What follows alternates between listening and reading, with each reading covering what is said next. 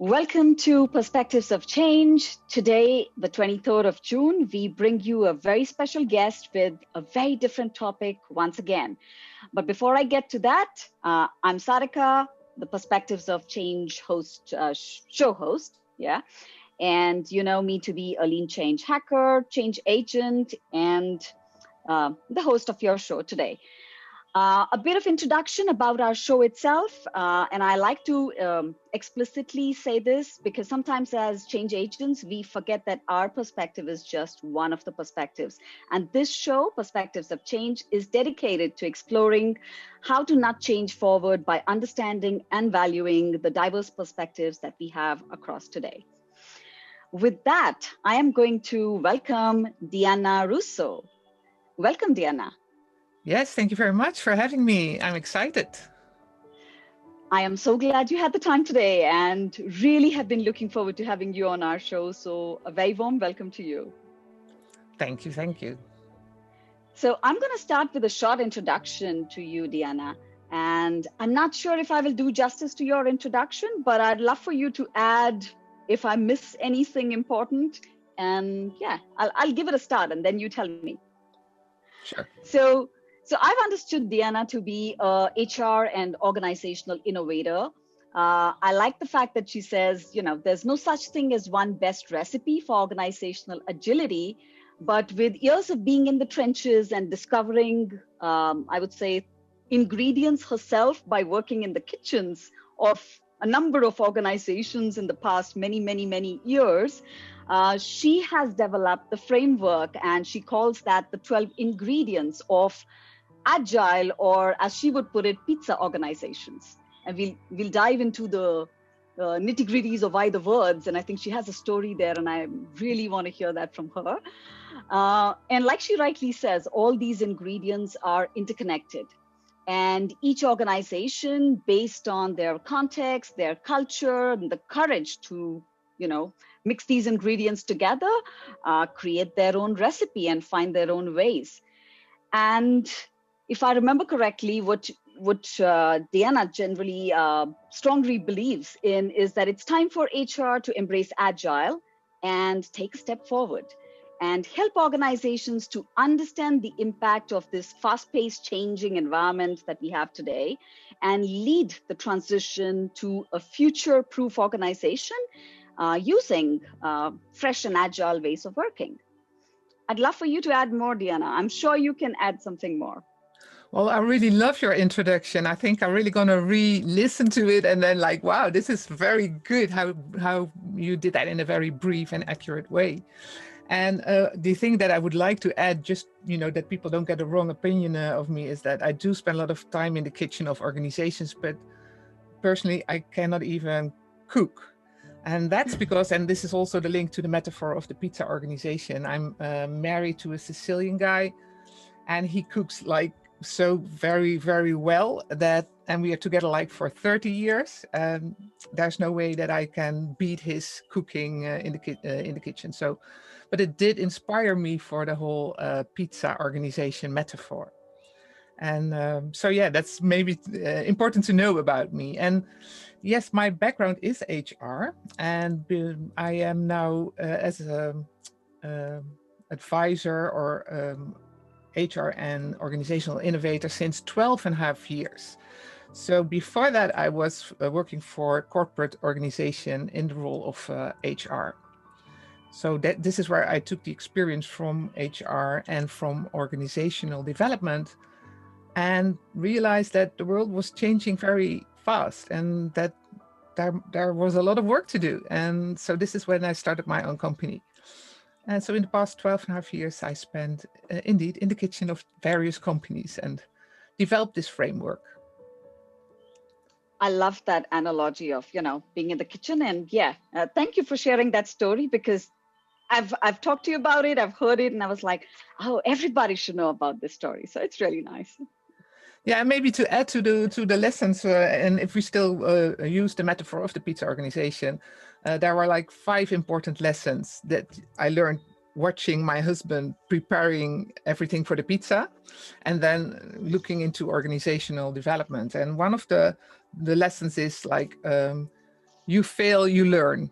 So the whole thing of experimenting, trying out things, and then, with the feedback, try again is very important.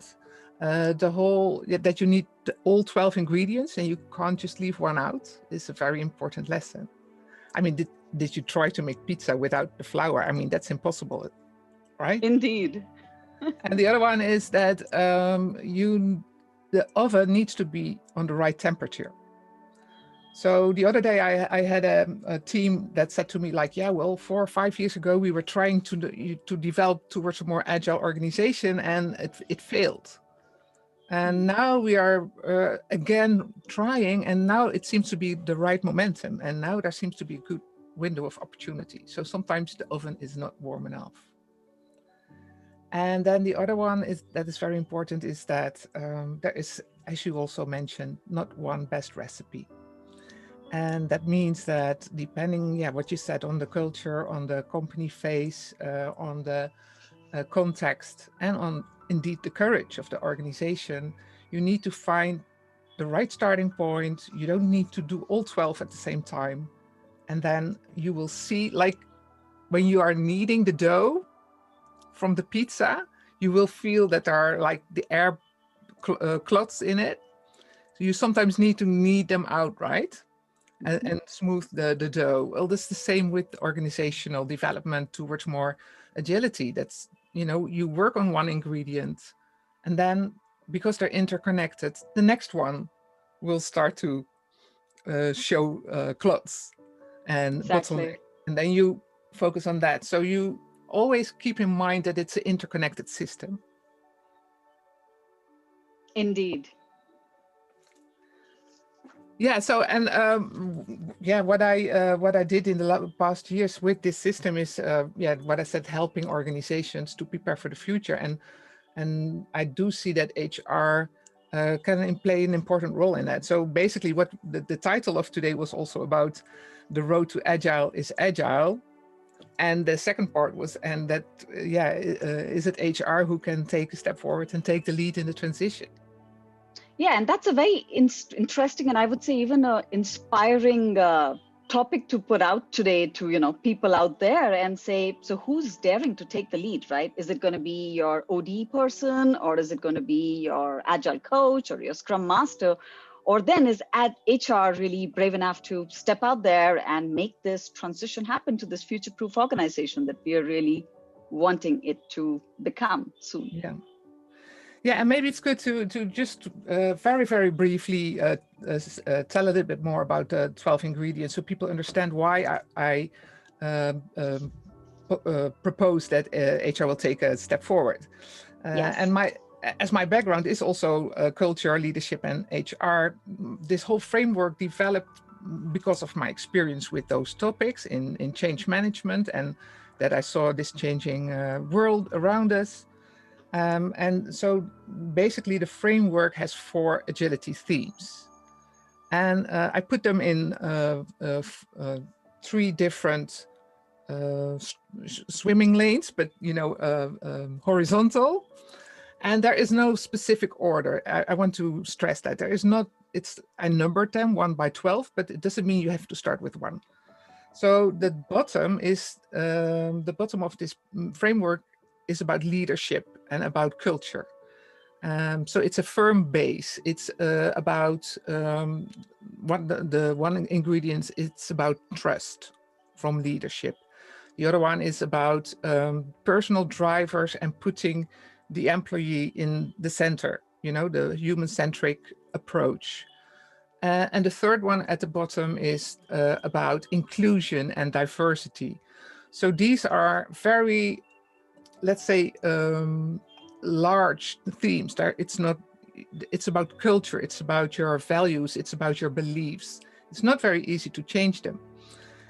So this is why they're at the bottom. So they're more at the heart or at the center. And you do need these ingredients of trust and inclusion and the employee-centric view in an agile organization. So the other theme, and maybe I should have started at the top because this is the easier part, right? But I started at the Mhm. bottom, so I'll continue. At the corner, there is the shared purpose and relevance, which is also like the umbrella for the whole organization direction. This is about their purpose. This is about their North Star. This is about their reason of being. So these are very abstract and big themes, and very difficult if you start a change process to say, okay, let's, start deep dive into these quite difficult themes. Mm. So this is why at the top of this framework, and I have a note here, and we'll add it to the show notes. You can find it on my website as well. At the top is the more easy theme. That's about agile ways of working. So this is, you can start tomorrow. There's nobody stopping you from using Kanban boards or experimenting with a project to work in agile ways. Experimenting, it's about small steps, short feedback loops, and it's about having good conversations with each other and do the retrospectives in a team. So these are the top 4 ingredients. And then if you work in that way, you will see that it will affect your structure of the organization. Hmm. And this is the middle part of the model. This is about flexible organizing. So this is about multidisciplinary teams, interconnected teams. It's about infrastructure. How does the information flow through the organization? Are we all connected, or are we working in silos? So basically, when you add that up, you have the agile ways of working at the top. In the middle, you have the flexible organizing. And then at the bottom, culture and leadership, plus as the 12th ingredient, the shared purpose and relevance of the organization. Nice. You've so beautifully stitched up all of this. So for me, it's like no matter where you start, no matter how you start, like you rightly said, one thing is going to lead to the other. And it might not necessarily be in the same sequence because, you might start somewhere. Agile is going to affect pretty much everything, the structure, the information flow, everything. And I'll go back to the phrase you used, right? The metaphor of the pizza. So as you keep kneading, the other one's going to start surfacing something. So your path is going to get created rightly, like we say, the road to agile is agile, and you'll just figure that path out as you keep moving forward. Yes, and traditionally, or in the past years, I saw like 3 different starting points popping up the most. And one is that an organization in their strategy says that they want to evolve towards self-organizing teams. So you traditionally start more in the middle, where you start, restructuring teams and organizing expertise roles in these self-organizing teams, and ensure that there's the right governance and decision making and so on. And then from there, you see that these teams need trust from leadership, and they need transparency to get the right information in order to be self-organizing. So there you already start to see connections and recipes. And the other one is that in a very particular department or team, people start experimenting with agile. And this is the slower way of getting into a business agility because it's organic and it takes more time. The good thing is that people are really invested in it and they really want it. But then you see, for example, in the top ingredients that people start to experiment with this agile ways of working, and then suddenly they are confronted with boundaries and limitations from the organization, right? So there's department structures and there's budgeting processes, and they don't match with the way they organize now themselves in multidisciplinary teams. So that's the second strategy that I see a lot. And then the third one is that it comes from senior leadership, where they say, okay, we do see that we really need to develop towards more agility in this in the organization or in the business in order to survive or to respond quicker to the market or to add more value to our customer. And then it starts with senior leadership basically opening up and asking the teams to start working in self-organizing or agile teams. So then you see a different recipe. Indeed. No, and I'm glad you brought that point, because it probably leads to my question, where I would like to say, so Diana, why do you think HR is the candidate to do all of this, right? To facilitate this, to drive this? Why should they take the front seat? Why not any other role in the organization? Yeah, and there are also other roles in the organization, of course, and especially if I look into the future, the organization of the future, I do see less functional departments like HR or like finance and marketing, and much more customer value organized teams, right? So you have your customer value or your customer challenge, and around that, your expertise roles are organized. So it would be silly to say for me now to say it's HR who needs to take that role, because I don't believe that that department will exist anymore in the future. Not as such as we know it now, in a hierarchy with, all the fixed functions and so on. So I really believe in dynamic roles and in learning communities where you let's say deploy, that doesn't sound very nice, but deploy the talent or the expertise on the different pizza plates, right, in the pizza teams. True. So having said that, as long as the person in such a learning community with let's say the transition learning community has a lot of competences that will really help in that transition. But let's say now we are currently in this hierarchy and we want to move towards more pizza or agile organization.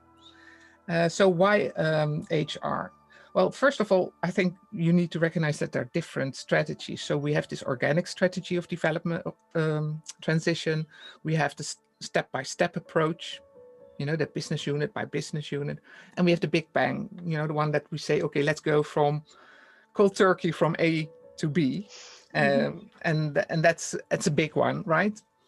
But either strategy, it is important to have a overarching view of the organization. So I of course made a list of like pluses and minuses of the different roles, and then what I see in practice a lot is the pluses and minuses from, let's say, the agile coaches to versus HR. So if I step into organizations for these transitions, we have the Scrum Masters, the Agile coaches, with a lot of knowledge about Agile, about the methodology, the mindset, about the team dynamics, and so on, and creating value for the customer, which I think is a very big plus on their side. Because what I see on the HR side, they have the enterprise, interconnected view on things. It's quite natural for them because they do have this role already to look into a more holistic view of the organization. So that's an important one. And then, of course, we are already used to deep dive into personal drivers, motivational theories to understand why a person starts moving and why not. And there's no way that I then want to disqualify agile coaches, because this is something that an agile coach does as well, right? It's not that I say, well, it's impossible that they do the role of the agile transition lead. I think they should team up. But I think HR really has to some extra experience to bring to the table in terms of this more holistic approach, the people drivers, and the experience with change management. No, it's an interesting perspective. I like that. Sorry, did I interrupt you? No, I just wanted to add what I do see that sometimes they are missing is this creating value for the business perspective. Sometimes we are so caught up in HR, in processes and internal view, that we forget that at the end we want to create value, right, for the customer, for the society, for the planet, whatever perspective.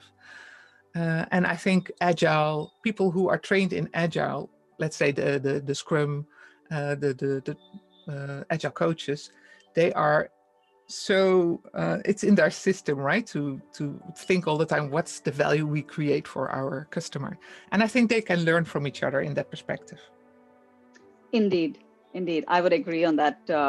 Co-learning and co-creation, which is why I love the fact that they can of course learn from each other. And honestly, I'm already seeing in some companies where HR and business are already talking to each other, co-creating that value together and thinking, what's the end customer goal, right? What do we want to achieve for the whole community or the society in general, in addition to what we're delivering for the organization by being in the front seat.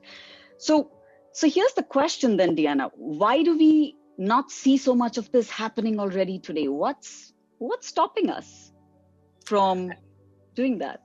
Yeah, and you mean then HR? Yes. I think it's sometimes also a lack of confidence. I did a survey also asking HR about this, especially this question, right? Which role would you like to take in this transition? And then most of them said, well, I would like to support the role, a support role, and not take the lead. And then the question was, of course, like, why? Why wouldn't you take the lead? And then they answered first that they feel that they don't have enough knowledge and about agile and all the dynamics with it. And sometimes they forget that they have all the competences to take this role of challenging also the leadership, which a lot of people, and not only in HR, sometimes leadership can still get stuck in their traditional way of thinking. And then you need also to be brave enough to challenge them and, hold this mirror and ask the right questions. And you see that sometimes HR is not feeling confident enough. I think it has to do with confidence. Yeah, maybe it's also to do a lot with the structural thing that you mentioned also at the beginning, right? Because a lot of it comes with hierarchy, control, and other aspects. So that probably adds on to what you just said. It just increases the complexity of the whole thing and the interconnectedness with it. Yeah, and sometimes what I also see, depending, of course, because we look at traditional organizations that exist already for a long time. We look at scale-ups, we look at startups, and of course, they all have different dynamics. But in general, I do see also that the business partners from HR have a quite traditional look at perspective on HR. So sometimes it doesn't even come to their mind to ask. Of course, there's many exceptions, right? The other day I spoke to an organization where HR was explicitly invited at the table to, put their experience on the table with change management and, also painting a picture of the future. And this is really necessary, especially in agile transitions.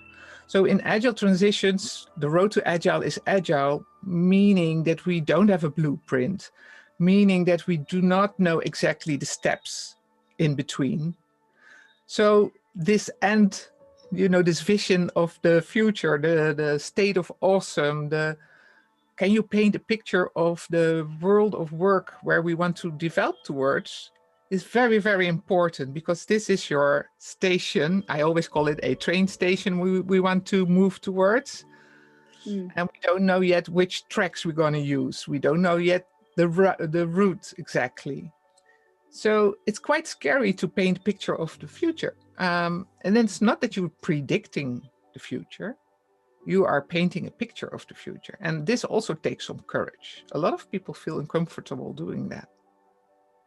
That is true. Yeah. So we do have challenges and bottlenecks on the way, but help us understand from your experience where you've seen these things also work, right? So these are some of course, the challenges that you've shared, but places where you've seen this work in the trenches that you've been in now, in the kitchens of organizations, and what are the highlights that you're getting, maybe in terms of why would people then want to forefront this and, be right ahead and take the lead?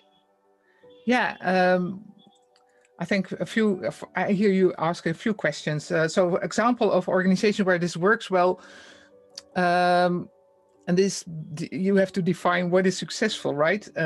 Yes. What I see is that the whole transition towards more agility takes a long time. So what I do see, I see successful starts of journeys, right? So I do see that where people, painted this picture of the future, that the chance that they are successful in the steps in between is is much higher.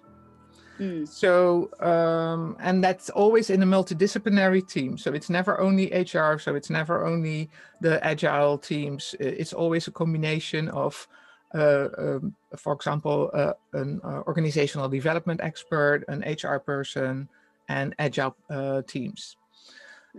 So, and then the, because it's most of the time organic or step-by-step approach, you do need quite some time to really say, okay, now we are really getting somewhere in agility. So that's important. So I saw successful organizations doing this by painting this picture of the future. And I also saw organizations who work out loud. I cannot stress that enough.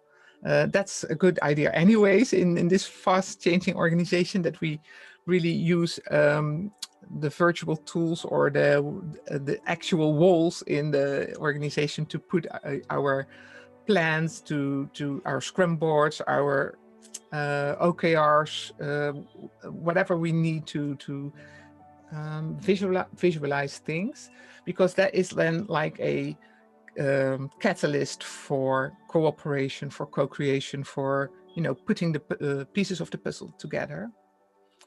But I must say, and I go back to this survey, we also asked in the survey organizations, are you in which phase of agility are you?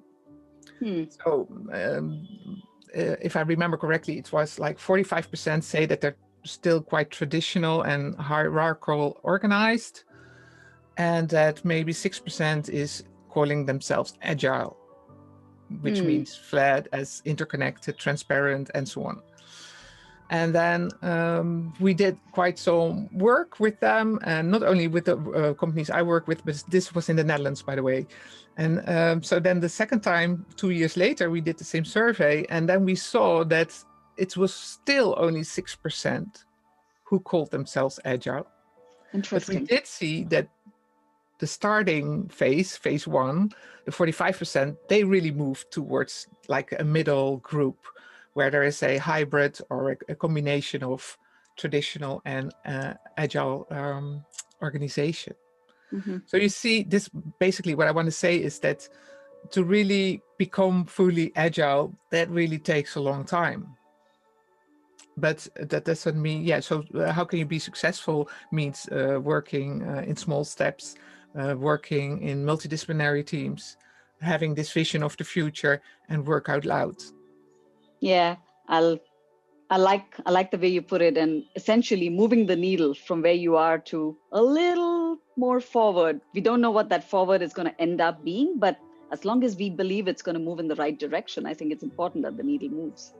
Yes, exactly. And this is also where this, if I go back to the 12 ingredients, and you see that you can score them 1 to 5. I always say you don't need to be all 5 to be to do a step towards more agility. You have to look into the different scores and see again where are the clots in the dough, and start from there to move that needle one step. But the step, is always towards agility, right? Yes. Yeah, indeed. That sounds quite obvious, but I do see organizations sometimes, because they're in a crisis or that some things went wrong and they want to gain control again. They make a step backwards, like they go back to control, they go back to, firm and the old traditional way of organizing. Indeed, which is where you need people to hold them, handhold with them, and then take them forward. Okay, we still need to move in this direction, not backwards, right? So yeah, I have a couple other questions for you because I've been popping now in my head with lots of questions. But as promised to everybody when we started the show, I'd like to open the stage for questions from all of you. I'm sure you have questions, and I'll keep my 2 questions till the end, and we'll come back to that. So anybody, just unmute yourself, ask your question. Or if you prefer to type it, just put it in the chat and then, Diana and I can take a look.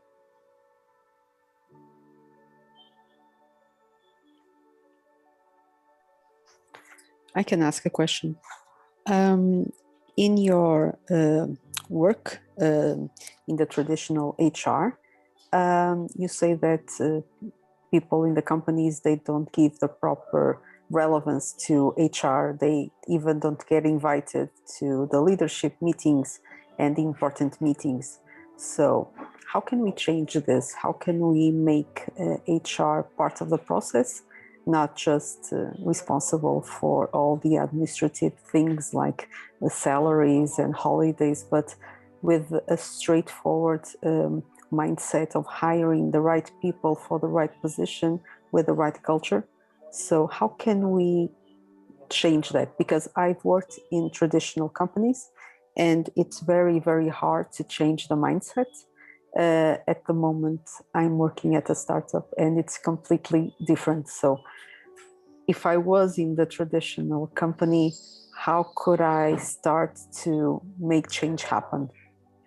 Yeah, very cool question. And it's also great to hear that the startup is already having a completely different perspective on HR. And probably it's not called HR in the startup. I don't know. No, it's called operations. Okay. Making things happen. Yeah, and that's really awesome. Making things happen. That's cool. So back to the traditional HR. So sometimes it's a step too far to say, okay, let's now intervene with the business agility and with the transition there.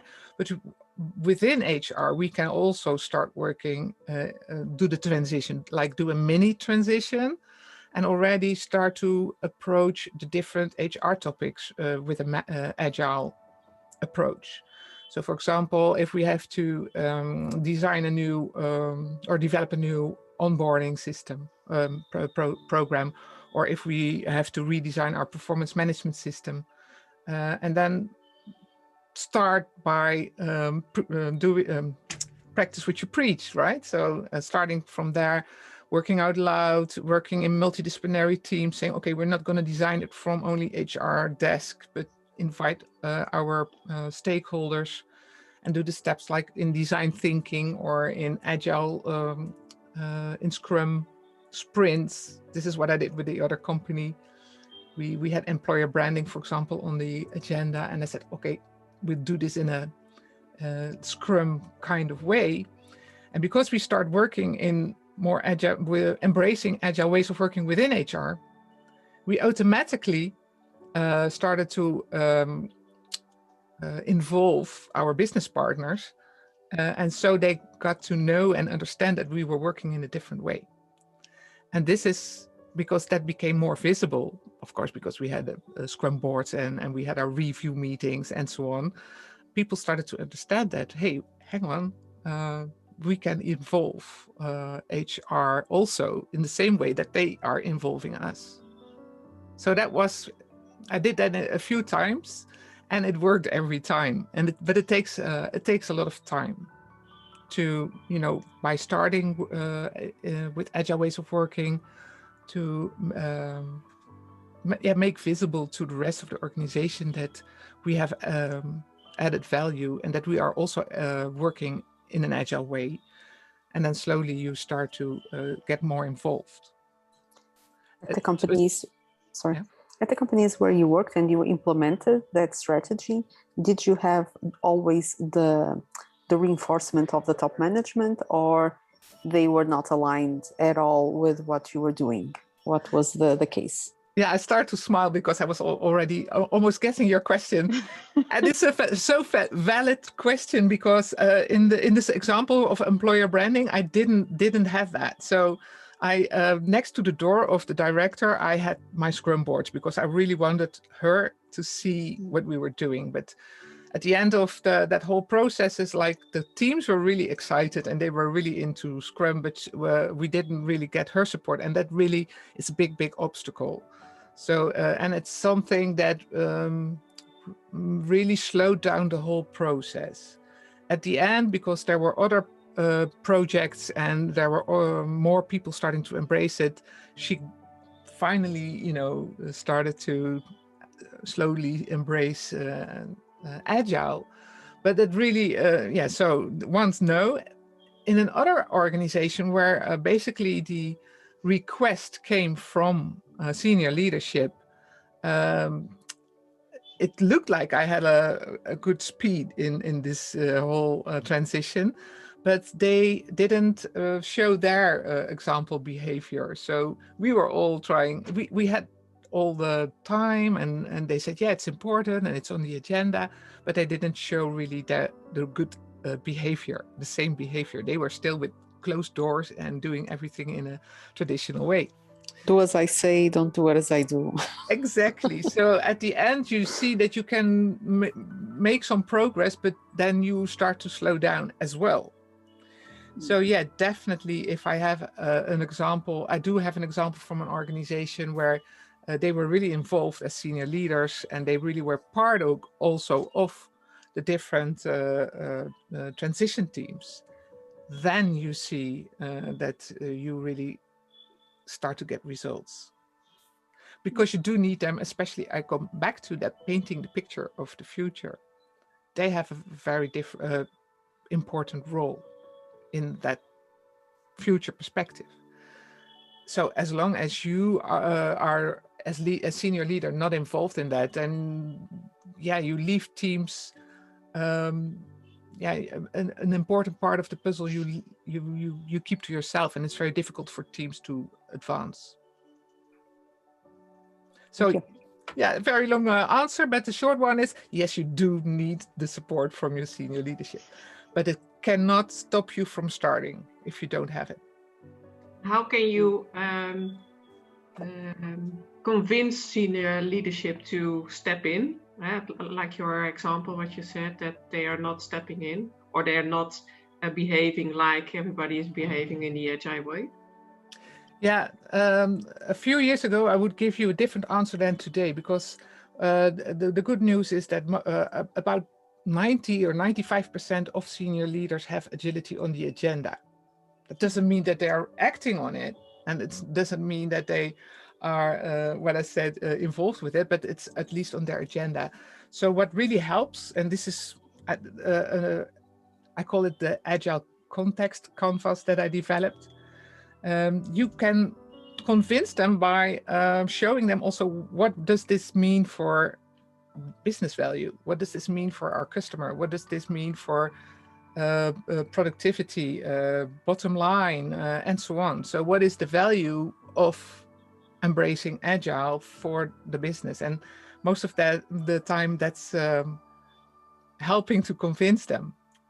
But at the same time, I must admit that from HR, we are not so used to use these arguments about business value and what does it mean bottom line, or what does it mean for the results of the organization. True, but I like the fact that it's about talking the language of the leaders to then kind of get that shared understanding and bring alignment, because then it's easier. Maybe it's not even convincing them; they're already convinced automatically because you're already talking the language and they see value in it. That's nice.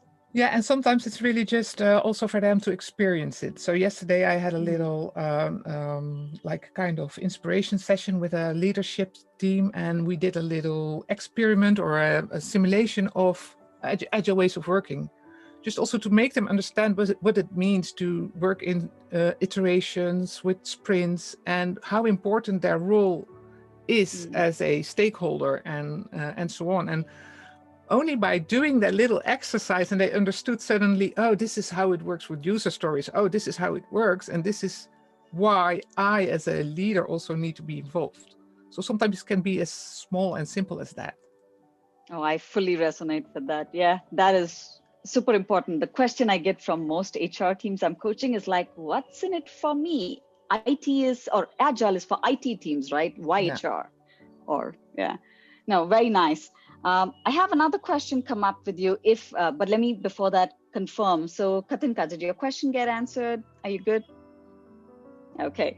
So, and Isabel, the same question for you. You're good with that? Okay, then I have Francisco's question here for you, Diana, and that's, in your experience, how HR could start building and measuring agile leadership skills in the organization? Agile leadership skill in the organization. As in, it's important that the different leadership role need to embrace agile and take it forward to the next step. This is how I understand it. How can you measure that? Francisco, yeah. Yeah, if you could confirm that for us, Francisco. Yeah. Hi. Sorry, I have camera issues here. But yeah, it's more like how we can build the next step in the leadership skills, especially for the middle managers, right? Things like, for example, how they improve the motivation with agile, or how do they empower, or how do they delegate with agile. So those skills needs to be probably improved. No? Yeah, I think thank you for explaining that, because it's, I think, a very nice question, and I know I cannot wave too much with visuals in this. And for me, it resonates with this middle line of the ingredients, which is about team structure and how self-organizing teams, yes, no, some teams need more coaching than the others, and how do you, as a team leader, coach and lead your teams, your agile teams. So what I see that in many organizations, then suddenly learning and development is ignited and says, oh, we need to do a new leadership program for leadership in agile organizations, which is very, very valid and true. And then they sit behind their desk and design a new program. So the interesting thing is the more successful way I saw it is that you sit with team leads and you sit with learning and development, and try and with agile experts, of course, people who work with agile ways of working, to develop a kind of learning by doing program, which is different for me than like an academy where you do a course, a leadership course, and then you turn around to your work environment, to your team, and then try to apply it. And in this case, it's more about the awareness of, sure, you need some training, but it's also by coaching team leaders by taking their role. And that's it's on the job. So Francisco, I don't know if that answers your question a bit. So it's a program, but it's not a learning and development program as we traditional. Got it. Okay. Yeah. Yes, indeed. Thank you. And I think one of the exercises we do many times in sessions also is to, and again, because not one size does not fit all, is we start to co-create leadership profiles, to work out together what kind of role a leadership role is needed for this team. And you can also imagine that because every team develops in a different speed and towards a different state of agility, it's not one size fits all. You do need different leadership styles or leadership roles. So one of the things we did is saying, okay, if we have the traditional leadership, a leader role, team leader role here, how would this role in the future or in the agile organization look like? And then maybe we have 5 common components for each team leader in the agile organization, but then bear in mind that you have different types of teams in different phases. You have variable roles on competences on top of that. So to co-create a new team leader role. It's a very useful exercise to do. Thank you. Great tip. Thank you. I love that perspective. It's brilliant. So thanks, Diana, for sharing that. It's good. Sure. Yeah, I'm warming up now, so come on with some more questions. Yes, I know Karthik raised his hand. So Karthik, Yes. could you? Yes, Yeah. go ahead. So yeah, this is Karthik here. I think thanks for this insightful session. I think the last 45 minutes or so, I don't know how it went because it was very useful. So here's my question. So as we speak, I think we touched upon few things on this agile HR and how do we kind of optimize our performance process, right? So I kind of off late I see companies like be it MNCs or especially Indian companies, they have started embracing this quarterly feedback cycle. Earlier it was yearly, and then this slowly started moving the needle, right? But I kind of, being an agile coach, I have not come across a situation or a scenario where the HR is completely transforming their practices in terms of performance appraisal, where I do agree that there is a small change they're trying to do, but it doesn't change the entire system, because agility, when you think about it, it's holistic thinking, it's a system thinking. And I don't really believe, changing one area will change everything, but we need to really look at how do we gradually move from one, you call it as a department or function, to the another, so make sure that we support each other in the process and we kind of change the entire organization, right, over a period of time. So my question is, do you have any case studies, or I would like to hear from your experiences where this was really applied, right, where we literally move from traditional practices of evaluating or assessing individuals or teams' performance, and how do we really transform to an agile way of, because that is a gray area for me. I have not really come across a very qualitative discussion on that yet. So I would like to hear from you, your perspectives and some case studies if you'd like to share. Yeah, wow. So I think you were asking me 5 questions in one. So let's try to, first, 2 major ones that I hear you saying is about, the first one is about the performance management as an example of HR redesigning their instruments. I call it instruments, their tools and products and services geared towards or aligned with the agile organization. Yeah. And the other one, I hear you also, maybe not literally, for me, there is a difference, not a difference, there's different topics or areas where HR can be of value in the agile transition. One is exactly that, redesigning the tools and instruments from that we currently have to more fitted to the agile organization. And the other one is what we were discussing, taking the lead in the agile transition. They are interconnected, but for me, there are 2 different topics. And I don't want to confuse everybody now, but the first one is the agile transition is about going from A to B, from traditional to agile via agile roads. And the other one is how do we have to renew, redesign, update, align our current HR instrumentarium, we would say in Dutch, our tools and products and services, so it fits with agile teams and agile organization.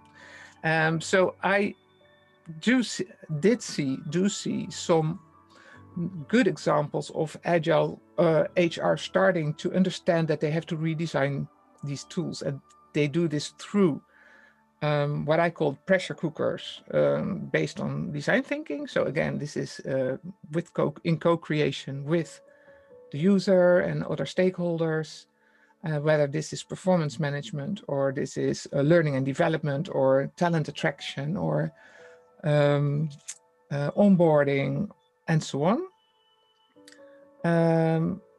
So this is also the clue. The clue is that you do this through co-creation and design thinking steps.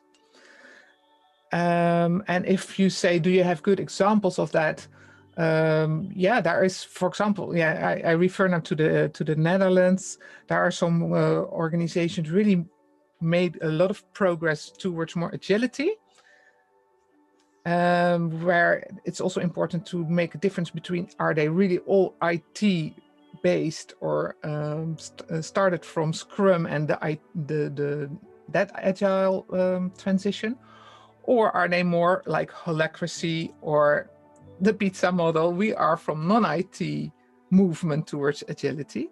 So I do see a difference there. But from more holacracy, for example, there are some examples where the whole system, and it is a holistic approach, is completely converted. And then all the tools are redesigned step by step. And so HR is not called HR anymore. And as you probably know, with holacracy, you work in, there's an organization in circles and with roles. So you have a circle concerned about redesigning HR tools or people tools. So I don't know if that is you asked for examples. If I did see good examples, yes, I did see good examples, and it's always in co-creation and with design thinking steps. So now you have to help me with your other questions, because Karthik, can you help me with your other questions? Yeah, I think pretty much you answered my question and you covered it. I was basically looking for your experience on this area. I think you covered that. But if you implicitly mention or saying that you don't see it a lot yet, then that's completely true. I really want to encourage HR also to deep dive in redesigning their instruments. It's really time to start like yesterday doing that. We are a bit behind, I must say, and strange, because I think it's an easy first step. If the whole agile transition is it can be overwhelming and big, and maybe people don't feel comfortable to take a lead role, then I say, okay, make it smaller and stay in your comfort zone and first understand agile. That means for me, HR needs to embrace agile ways of working and agile mindset. Once you did that, you can help the agile teams to provide to help redesigning the tools, or the other way around. You can do this in a co-creation. Yeah, thanks for this insightful conversation. I kind of to kind of back you on this second point that you just now established, right? Where that's very much true, because I have not seen that enough. And also I see where companies adopt agile for the IT and business part of it. They still kind of call themselves agile, but when it comes to rewards, they just pick one person in a team and they say like, you have done an excellent job, and it's like pat on the back or whatever award they have, like kind of strategy they use, like they used to give that, and they still call them as an agile team. So that's where the contradiction comes into place, like where you would try to imbibe the agile values and principles, but on the other hand, the supporting functions are doing it in a more traditional way, so it doesn't go hand in hand, right? Yeah. So that was my concern. Yeah, no, very valid point. So this is also a call to all HR people to really start to deep dive into agile ways of working and mindset, and really try to understand how it works, and of course practice it also, because I think we need to, or yeah, if we really want to add value to our internal customers, and at the end also business value, we should also do it ourselves. Eat your own dog food, they say, right? So, or phrasing it another way, drink your own champagne. Oh, that's better. I love that. That would be Prosecco with the pizza.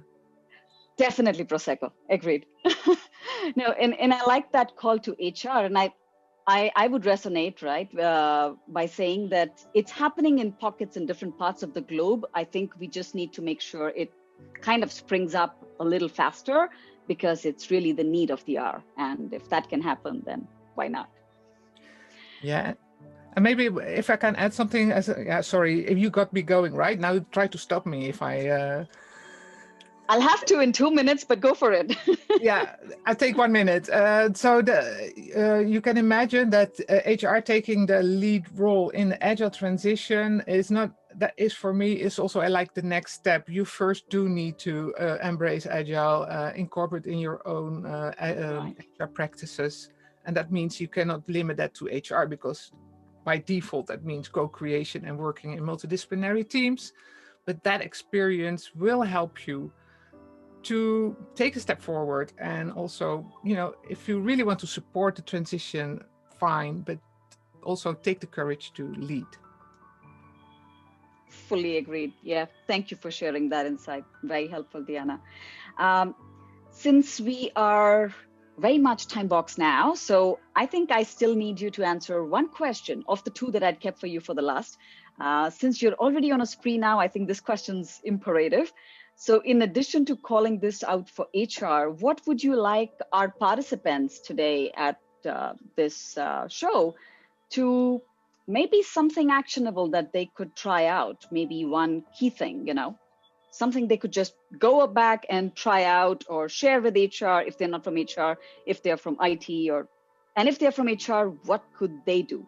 So either ways. Well, one of the things that I really saw helpful, very low, how you say that, easy to do is, behind me, I have the 12 ingredients, or I have them. If you just look at the website, I have like an agility scan, which is just the 12 ingredients with on the left-hand side the traditional description, on the right-hand side, it's the agile description. Yep. And talk with your business partner, talk with HR, talk from whatever perspective, and have a look at that and say, okay, how would we score on these 12 ingredients? And where could we move the needle one step to the right? And that can then, from there, you will start the whole system going. Brilliant. Yeah, I just shared the link that you mentioned, so it's there now in the chat. I'm hoping that it's the right one. I can see the ingredients, so yes, it seems like it's the right one. But that's a brilliant takeaway and some action that everybody could try out. So thank you so much, Diana, for sharing that. On that note, I think no matter how much, Diana and I would like to continue this conversation like for yet another hour, because now I think I've got her all charged up, and this is just going brilliant with all the questions coming in and the different perspectives we're discussing. But let's, we'll pause it now. We'll hopefully have Diana on another show, and we'll, this is not the first and the last one. It's going to be one of many, I'm sure. And we'll take it from there. So thank you, Diana, for sharing all these brilliant perspectives and the lovely conversation we've had today. Yes, you're very welcome, and great for everybody that you were on the show. And thank you, Sarika, for inviting me, and let's stay in touch. Definitely. And thank you, everyone, for the brilliant questions that make the conversation very enriching. So thank you all. And I hope to see all of you on the next Perspectives of Change show. Thank you.